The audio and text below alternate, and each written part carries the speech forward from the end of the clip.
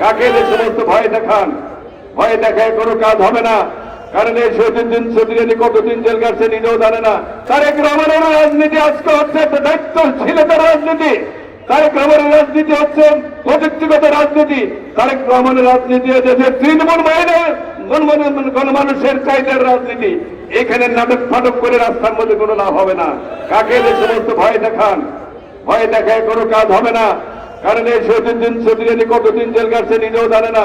এখানে যারা উপস্থিত আছে প্রত্যেকে কয়েকবার জেল কাটছে, কয়েকবার বিগত 17 বছরের মধ্যে তো 15 বছরে বাগানে ঘুমাইছে। এই সময় এক একটা নেতা কর্মী কষ্টি পথরের মতো শক্ত হয়ে গেছে, তাই না? এখন এই সমস্ত আবদাব পানির কোনো খানা আছে? খানা নাই। কিন্তু বিশৃঙ্খলা সৃষ্টি করতে চায়, তারকে আমাদের মোকাবেলা করতে হবে কিভাবে? ঠান্ডায় মাথা মোকাবেলা করতে হবে। কারো কোনো ফাঁদে পা দেওয়া যাবে? কারণ আমাদের কাম কি? আমরা লক্ষ্মীপুরকে সাজাবো, লক্ষ্মীপুর শান্ততা, লক্ষ্মীপুর বিশ্ববিদ্যালয় হবে, লক্ষ্মীপুরের 4 লাইন হবে, লক্ষ্মীপুরে মেডিকেল কলেজ হবে, নার্সিং ইনস্টিটিউট হবে, লক্ষ্মীপুরে ইকোনমিক জোন হবে, লক্ষ্মীপুরে রেল লাইনের চাঁদপুর পর্যন্ত যাবে, 4 লাইন হয়ে চাঁদপুর পর্যন্ত যাবে। এই এলাকার জনগণ উপকৃত হবে।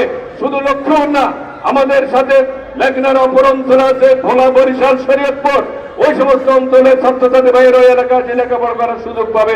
অল্প পয়সা মজুরি হাতে মাত্র 25 টাকা চলে আসবে ওরা, তাই না? তাই এই সমস্ত কাজ আমরা করব। আমরা কাজে বিশ্বাসী। শহীদ রাষ্ট্রপতি জিয়া রহমান এই দল করেছেন, বেগম খালেদা জিয়া দলের নেতৃত্ব দিয়েছেন, বাংলার মানুষের মধ্যে গণতন্ত্রের বহুমূল্যবোধ প্রতিষ্ঠা করেছেন। আর আজকের প্রধানমন্ত্রী তারেক রহমানের নেতৃত্বে বাংলাদেশ মানুষ আগামী দিন বাংলাদেশ দেখবে যে বাংলাদেশ হবে বিশ্বায়নের যুগে একটি আধুনিক সমৃদ্ধশালী বাংলাদেশ। কর্মসংস্থান হবে, দেশে বিদেশে কর্মসংস্থান ব্যবস্থা করা হবে। শুধু এলাকায় না, দেশে না, আমাদের সন্তানদেরকে এমন ভাবে সাজাতে হবে যাতে করে তারা দেশে এবং দেশের বাইরে গিয়ে যথাযথভাবে তাদের দায়িত্ব কর্তব্যের মাধ্যমে তাদের জীবনকে ভালোভাবে গড়ে তুলতে পারে। তবে আজকে আমাদের এখানে বিএনপি নেতা কর্মীরা আছেন, একজন এক ইউনিয়নের দায়িত্বশীল ব্যক্তি, এক ওয়ার্ডের দায়িত্বশীল ব্যক্তি, এক উপজেলা, এক পৌরসভার ওয়ার্ডের দায়িত্বশীল ব্যক্তি। একটা বিষয় আমাদের একটু মত পোষণ করতে হবে, সেটা হচ্ছে মাদকের ব্যাপারে। মাদক আমরা লক্ষ্মীপুরতে নির্মাণ করবো, আপনারা একমত আছেন?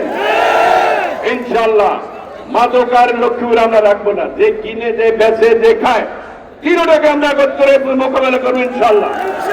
সকলকে সম্মিলিত দলমত নির্বিশেষে সকলকে নিয়ে আমরা এই কাজে আমরা ঐক্যবদ্ধভাবে মোকাবেলা করবো।